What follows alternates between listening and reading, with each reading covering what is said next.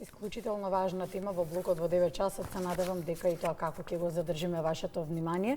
Зборуваме за аутизмот, за поддршката која што е потребна на децата и на нивните семејства, за тоа колку логопедот има клучна улога во раната детекција, а потоа и во третманот, и дали имаме доволно кадар кога се во прашање дечињата со аутизам. На оваа тема ќе се консултираме и ќе зборуваме во продолжение со специјалист по клиничка логопедија од Заводот за рехабилитација на слух и говор.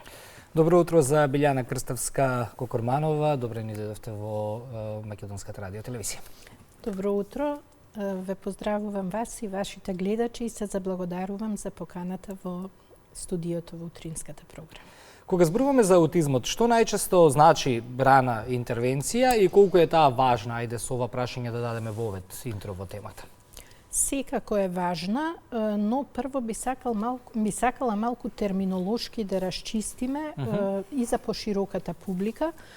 Рана интервенција е систем кој што се состои од 3 столба во општеството и вклучува здравствени услуги, социјални услуги и образовни услуги на сите лица што имаат потреба од најрана возраст и најчесто го опфаќа предучилишниот период. А она за кое што ние сега би зборувале е всушност раниот третман во кој што треба да се вклучиме и ние како логопеди покрај останатите стручни лица во тимовите и да, секако раната интервенција и раниот третман не треба да се опција, туку треба да се нужност. Да, кога раниот третман е, да, велите нужност и родителите можеби имаат клучната улога тука, кога треба да побараат помош од логопед? Кои се тие први знаци кои што не треба да се игнорираат? Најчесто според праксата, вие ќе кажете, се игнорираат, па потоа наставниците алармираат, па се влегува во судир помеѓу родител-наставник и некако доцна се носи кај вас. Така. Ако веќе оставиме наставникот во основно училиште да реагира, тоа значи дека сме задоцниле, сме ги поминале сите црвени сијалички и значи дека не се извлекле максималните капацитети од таа единка. Првиот кој што има контакт и најчесто кој што е со детето, секако е родителот или двајцата родители, ако е двородителско семејство. Тука се и матичните служби, матичните лекари кои што вршат прегледи и следење на здраве родените деца и останатите до првата година и понатаму. Што би забележал родителот? Родителот ќе забележи отсуство на вртење, на одзвивање на своето име. Ќе забележи отсуство на контакт со очи. Ќе забележи доцнење на говорот веќе до 18 и 24 месеци. Едно детенце на 2 години се уште ги нема проговорено првите зборови, не користи ономатопеи, не се обраќа на родителите, нема ниту еден термин. Тоа се некои први знаци што би можел секој да ги забележи, а доколку тоа детенце дојде во контакт со стручно лице, стручното лице може би забележало и порано. И во текот на првата година ќе станува збор за едно дете што ја нема она вокална игра, интеракција пред да се јави говорот, би имало еден помонотон плач.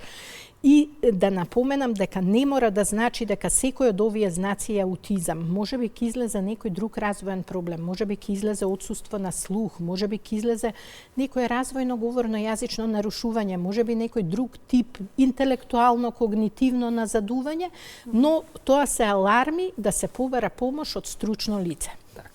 Која е улогата на логопедот тука во работа со деца со аутистичен спектар?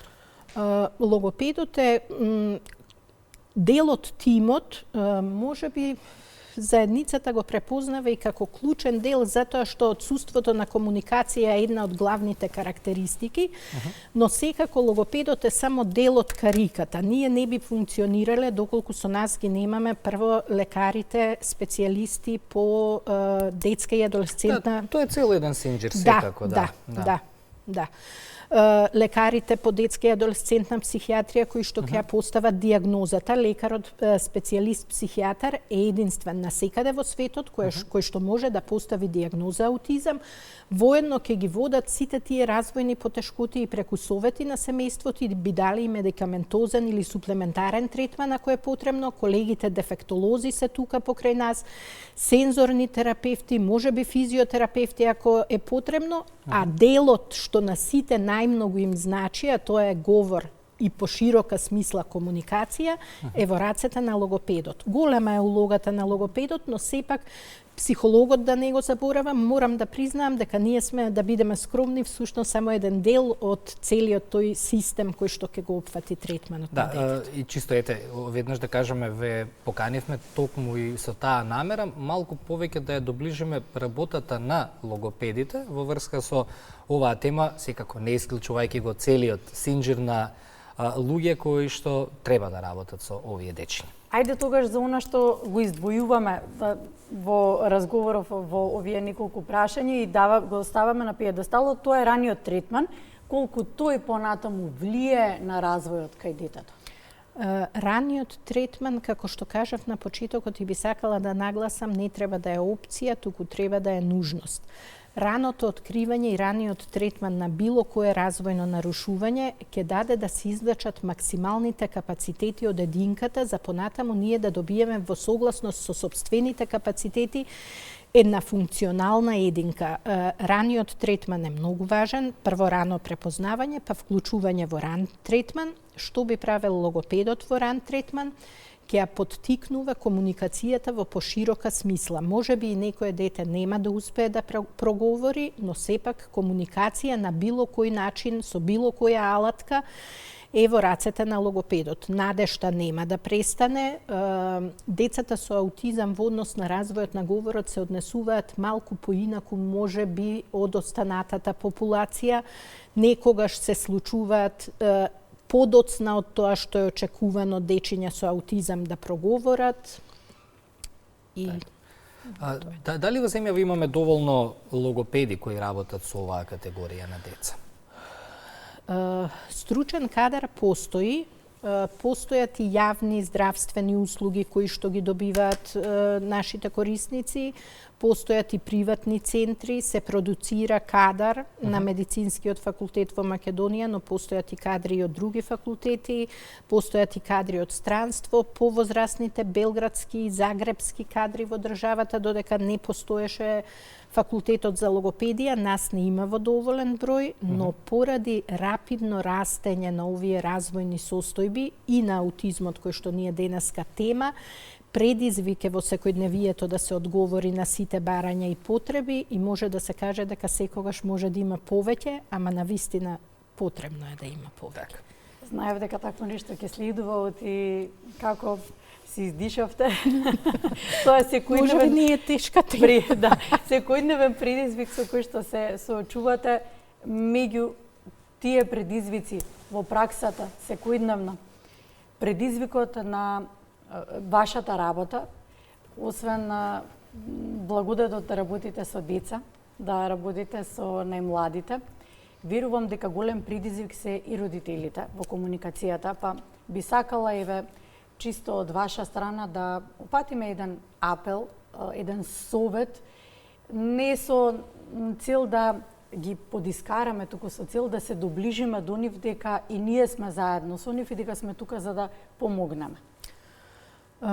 Кога родителите ќе го забележат сето она претходно што го набројавме, нека се јават на стручно лице. Може би рекла дека е малце по-бенигно тоа лице да е логопед, затоа што поширока популација има потреба од логопед. Подобро е да се провери, па на крај да не излезе ништо, отколку да се остави и да не се реагира на време. Сега голем предизвик во работата и во комуникацијата со дечињата е да ги научиме родителите дека тие се нашите сојузници во таа борба, дека тие се нашите котерапевти и всушност тие се оние кои што детето го имаат поголем дел од денот.